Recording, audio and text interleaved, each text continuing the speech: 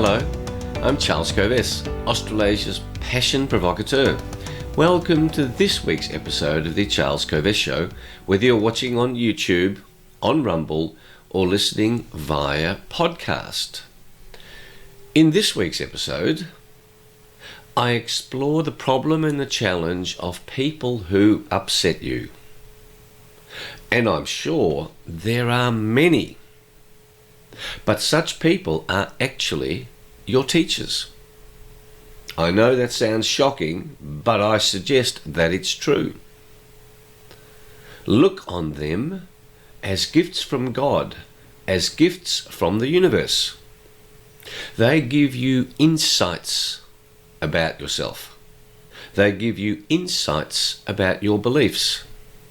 They give you increased awareness about your principles. They give you direction for your learning and development. I share some examples to help you extract the full value of these gifts for your life. As you do this, your self-awareness grows. And a key characteristic of great leaders is high levels of self-awareness. I'm sure this episode can help you to reframe experiences in your life that, up until now, have been deeply upsetting. Now they will become less upsetting and more useful. So, our format for this show is in 4 parts. Firstly, the big idea for the week. Secondly, 6 resources that can help you to implement the big idea of the week. Thirdly, a review of the week in terms of my life, Julie's life, perhaps some things that are happening in the general news. And then finally, for newer viewers and listeners, the foundational principles of this show and more background about me are now contained at the last part of the show, so that regular viewers don't have to sit through me describing more about me that they already know. I don't want to bore you, dear viewers, dear listeners, dear participants in this show. So, let's go with the big idea.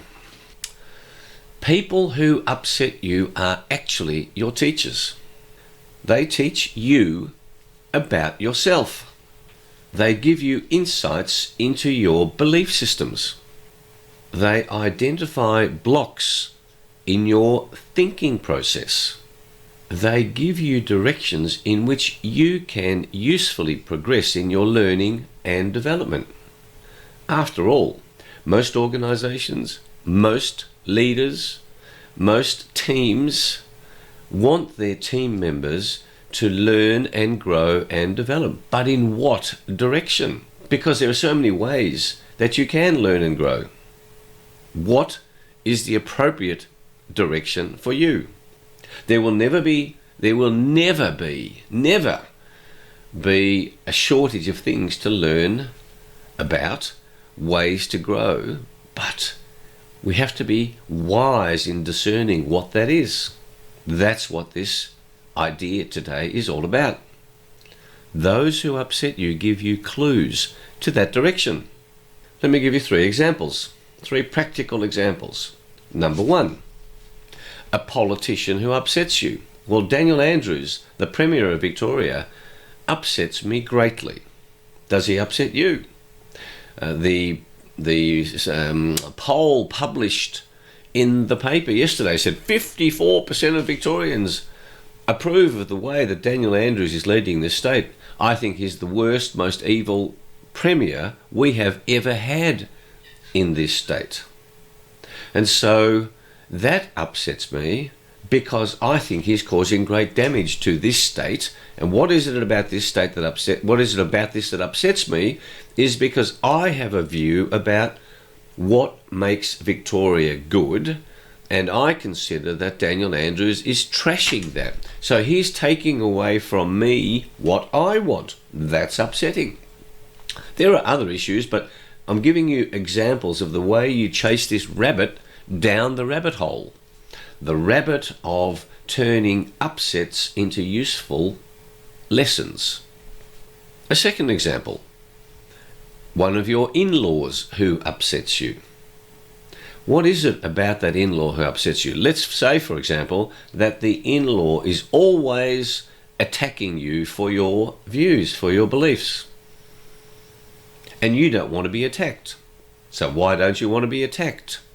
Well, because you want to have a peaceful life. But the in-law who is attacking you is doing so for his own or her own reasons. And then your insights into, what is it about this that upsets me? I don't want to be attacked, but you don't have to. You don't have to be upset, but it's the unfairness of the attack that might be upsetting to you, because you have certain levels of fairness, you have certain beliefs about fairness, you have certain principles about fairness, and your in-law is not observing those principles. Interestingly, that in-law might have other principles. Now, those principles you might disagree with. And it is frustrating. How could anybody disagree with you on principle? Because you're so smart, you know what the principles should be. That then becomes upsetting for you. So that chasing the rabbit down the rabbit hole with the in-law then helps you to truly identify what it is that is upsetting. Another element could be that the attack on you prevents you from getting what you want, which is to have a better dialogue with other in-laws. And then that desire to have those better dialogues with other in-laws then says, why do I want to have a better dialogue with that in-law? If the upsetting in-law is there, then maybe what I need to do, I've got the insight into the fact that I want a deeper relationship with the other in-law. So you will take steps to not just wait for family gatherings to meet with the in-law, but you will take steps to get closer to the relevant in-law. It gives you a clue into the steps that you want to take to get what you want. And remember, the in-law who keeps attacking you, that might be his entertainment. So when you cease to be upset, that will cease to be entertaining. Thirdly, a work colleague who upsets you. And it could be, for example, a work colleague who takes credit for ideas, for innovations that other people have come up with. A work colleague that keeps promoting themselves at your expense. That upset then helps you to see, should you be behaving differently in the workplace so that this opportunity for the work colleague to take credit for your work doesn't happen so easily? Or secondly, you say, I don't care if that work colleague wants credit for my work. Or thirdly, it might give you an insight into your lack of standing up for your rights, for your rewards, for your hard work. And you've been a shy, retiring flower, and this upset is helping you to toughen up, to face the fear, to not be shy and standing back. And you go, right, that's what I have to learn. Now, it doesn't mean because you get the insight you immediately solve the problem, but it gives you the direction in which you can learn and grow, so that work colleague is teaching you how you are so over shy in the relevant workplace in which you're at, and then showing you the direction for your next stage of learning and growing. Use these people who upset you truly as teachers and make them useful in your life. Act on the insights that you get, and your self-awareness. Your self-awareness will go up.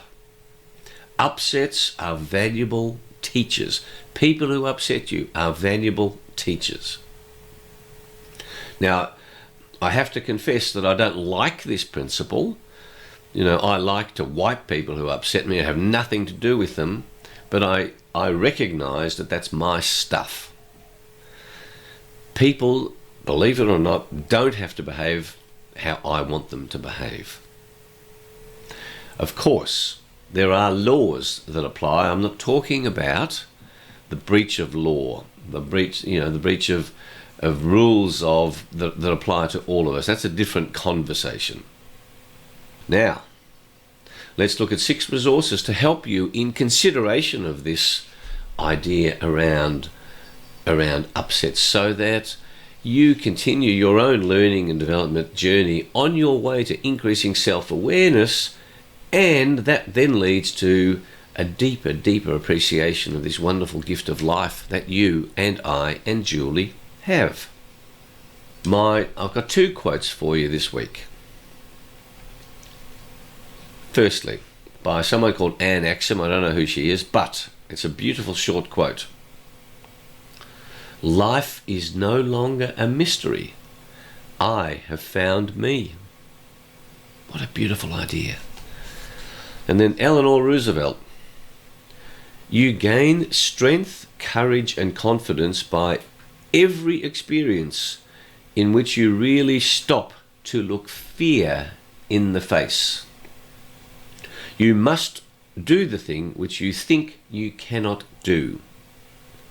And it's often scary. There's often fear attached to doing something about people who upset you. I think it's a great idea. Don't avoid doing things that scare you.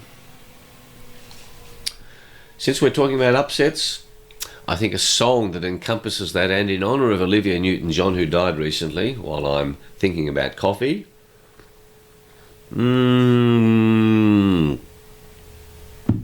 is a song On the Banks of the Ohio. Remember that song? I asked my love to take a walk, just a little walk, and then one of the verses, I wandered home between 12 and 1 after she'd stabbed him. I cried, my God, what have I done? I've killed the only man I love. He would not take me for his bride. So there you are. There's a song about getting upset. But it's an interesting, it's a useful song to go, when someone upsets you, would you kill them? And then you start to go, gosh, if they're my teacher, then why would you do that to yourself? Now, there are some situations in which you might. For example, if someone killed your child, or if someone killed one of my 5 children, what would I do about that? And I'd be very upset, even though it's a breach of law, how to handle those upsets. People sometimes say, my life is ruined because somebody killed my child. It doesn't have to be that way. But Banks of the Ohio is really a salutary warning to not go over the top with your upsets. My book, I think, is any book by Ayn Rand. And my purpose of these books, like Atlas Shrugged and Fountainhead, I've read them, and there's another excellent book, The Anti-Industrial Revolution. And by reading books like Ayn Rand, where they are discounted by the leftist, by the socialist, by the communist ideology, because she talks about personal responsibility, as you read a book, one of those books, if you read it with this awareness, and you're not just reading it for enjoyment, and they're very enjoyable books to read, but to help it provoke your perspective on how you think the world should be, on what you think the rules should be around fairness, around responsibility, around reward for effort. So reading books with content that you don't necessarily agree with, as you read them, say, what is it about that with which I disagree or that upsets me? Another line of such books is the books that say there's a climate emergency, climate change emergency. I say nonsense. And don't get sucked into this idea that there is an emergency. It's a lie, and it's part of the globalist agenda to make energy unaffordable, to actually destroy the life of people who are not in the elites, not in the wealthy realms, not in the wealthiest levels of society. And I urge you to understand what that issue is about. You see, it doesn't matter what the price of energy is, of electricity and heating, if you've got plenty of money. It only impacts on those who don't have plenty of money. My spiritual tip is to become grateful, to become consciously grateful of the people in your life who have upset you in the past. And that requires you to contemplate and meditate on the people in your life who have upset you. And you can still get the benefit of the lessons, even if they're not upsetting you today. And that gratitude shifts your perspective about how you have developed into this space, into this person who you are today. My health tip for you, and it's a hot topic, ties into this alleged climate emergency that I reject, where they're saying, to get enough protein, you'll have to be eating insects. I say BS to that. No way do you want to be eating insects. And they're unappealing to us because they're unhealthy to us. The report came out during the week about the level of parasites in these insects that are bad for animals as well as us. So don't get sucked in. You see, the Dutch farmers are protesting against the attempts by the Dutch government to reduce nitrogen levels so that they can't produce food. They can't deliberately, we've got to reduce nitrogen into the soil because that's destroying the climate. Well, the health tip is eat hemp seeds and hemp seed oil if you want to have a wonderful source of protein, if you don't want to have meat. And a spot of humour. We're talking about people who upset you. Well, I was thinking, Julie. Does Julie ever upset me? Well, then I was thinking about marital situations. And then I was thinking, I've got a couple of stories.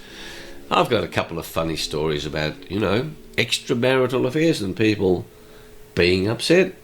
Having come home unexpectedly, Louis found his wife in the arms of his best friend. His wife scowled at him over the friend's shoulder and said, "Uh-oh, here comes Mr. Big Mouth. Now the whole neighbourhood will know." and Louis, don't know why we've got Louis as our husband, having come home to find his wife in the arms of another man, rushed out of the room crying, "I'm getting my shotgun." His wife dashed after him despite her unclothed state. She seized him and shouted, "You fool, what are you getting excited about? It was my lover who paid for the new furniture we recently got. My new clothes, the extra money you thought I earned sewing, all the little luxuries we've been able to buy, all came from him." But Louis wrenched away and continued up the stairs. "No shotgun, Louis," wailed his wife. "What shotgun?" called back Louis. "I'm getting a blanket. That poor fellow will catch cold lying there like that." Dear, oh dear. I love gags, and particularly since I'm chairman of the Australian Institute of Comedy, of course I would love gags. So, take today's big idea and use the resources to understand the value of upsets, of people who upset you. It'll make a beneficial difference in your life. It will increase your self-awareness. My aim for this show is to provoke you, to inspire you, to motivate you, to excite you, to examine your life now and to keep doing so for the rest of your life. Before I get to the review of the week, I invite you to subscribe to this podcast, subscribe to the YouTube channel, to share this show with your family, with your friends, with your work colleagues if you find value in it, to discover more about the self-awareness and passion quest that I do on a one-to-one basis with executives. Go to charlescoves.com. And then for my team building programs, for speeches at conferences, for public programs, visit coves.com. You can access my first two books, Passionate People Produce and Passionate Performance, at those websites. Let's review some key happenings this week in my life, in Julie's life, and in the life of the planet. So this week again, I moderated 3 global meetings. The first 2 of them are bigger meetings than the third. The third is FOAM, F-O-A-M, fighters opposing autocratic maniacs. They are vitamins for the mind and the soul. And if you want those vitamins for the mind and the soul, ask us and we'll send you an invite. They're held at 7 p.m. on Friday nights. On Monday and Wednesdays, we had Elizabeth Hart and Peter Koenig as the presenters, and both of them gave deep insights into the role of mainstream media over the last 2.5 years, of Peter Koenig particularly, of understanding the Great Reset, and insights into the World Economic Forum, the World Health Organization, and to see the shenanigans that are going on to make life more difficult for people with not many resources. And one of the aims of the Great Reset, when you look at Qantas Airlines and its dramas, understand that the Great Reset goals, including reducing the number of airlines, reducing the number of flights, so that only the wealthiest are able to get around. That's part of their deliberate game plan. So it is evil what is being proposed. Take heed of what is actually going on. Don't get sucked in by fear mongering. Don't get sucked in by misleading information about climate emergency. One of the reasons why airlines are in trouble, why Qantas can't be on time, is because so many of their staff have refused to put certain materials into their bodies. Wake up, everybody. That's why they're not doing it. And when you look at the damage of certain materials put into body, it makes total sense. I'm helping such people take action at law for the jobs that they have lost because they refuse to be coerced into unlawful, bad, unhealthy behaviours. And in the meantime, Julie and I continue to look after our health, do our exercise, and I promise you, I don't suggest anything for you to do that I don't do, that Julie doesn't do ourselves, because being healthy is such a wonderful, liberating way to live your life. So, if you're new to the show, stick around. Now we'll go into the foundational principles of the show and my background, but of course regular viewers and listeners know all about that. Again, thanks for watching, thanks for listening, and until our next show, may your week be full of passion, full of challenge that you willingly embrace, full of learning, full of growth and development, and ever increasing self-awareness. Thanks for being with us. I look forward to being with you next week. Bye.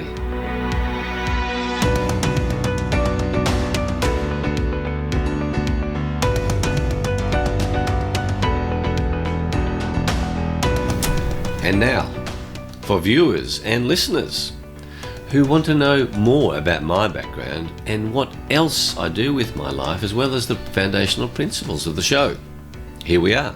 Since 1993, when I left my legal career, a career that I love, to become Australasia's passion provocateur, I have inspired and provoked and educated and motivated people all over the world to discover and pursue their passion. I have helped people via the books that I've written, via speeches at conferences, via in-depth team building programs, workshops, over 1, 2 or 3 days, or over 3 months, 6 months. And I've coached people of all ages, one-on-one, from small, medium and large enterprises, government enterprises, helping them to identify the often tiny changes that can make a massive difference. One of my core principles is that freedom is what makes us truly human. That's why one of the greatest threats that government imposes on you to force you to observe its laws is the threat of imprisonment, the loss of your freedom. Just think about that. Government says if you don't behave yourself, we're going to put you in jail. No, I don't want to go to jail. I don't want to lose my freedom. That's a reminder to you of why freedom is so important. Without freedom, you and I are not much different to animals. If you were locked up in a cage for the rest of your life, how different would you be to an animal? This commitment to fighting for freedoms for all people is carried out by me primarily through 5 channels. Number 1, preserving the freedom to pursue your passion. Number 2, inspiring you to be able to be free through excellent health. Number 3, helping preserve freedom throughout the world through the expansion of industrial hemp, a magnificent agricultural crop, an almost miraculous crop that enables every community to thrive independently of government. In this way, the power of government to take away freedom is minimized. Number 4, fighting for freedom through legal strategies. So I do work as a legal strategy consultant, as an interface between clients and their lawyers. And number 5, as chairman of the Australian Institute of Comedy and as a board member of the Australian Cartoon Museum, fighting for the freedom of thought and speech through uncensored comedy and humour, through avoiding political correctness in the comedic space. When you block freedom of speech, freedom of thought, that's the beginning of the end of your freedoms. The foundational principles for the Charles Covess Show are founded on the formula SA plus P equals S. Your self-awareness added to your passion will guarantee that you are successful. And the best definition of success I have found in life is that success is the progressive realization of your worthy ideals. The progressive realization of your worthy ideals. This show is also guided by Socrates' famous principle and quote, "The unexamined life is not worth living."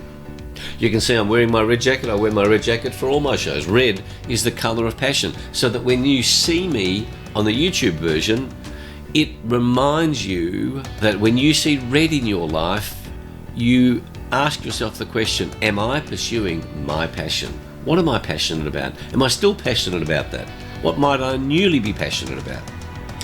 Each week I explore one big idea that can change your life.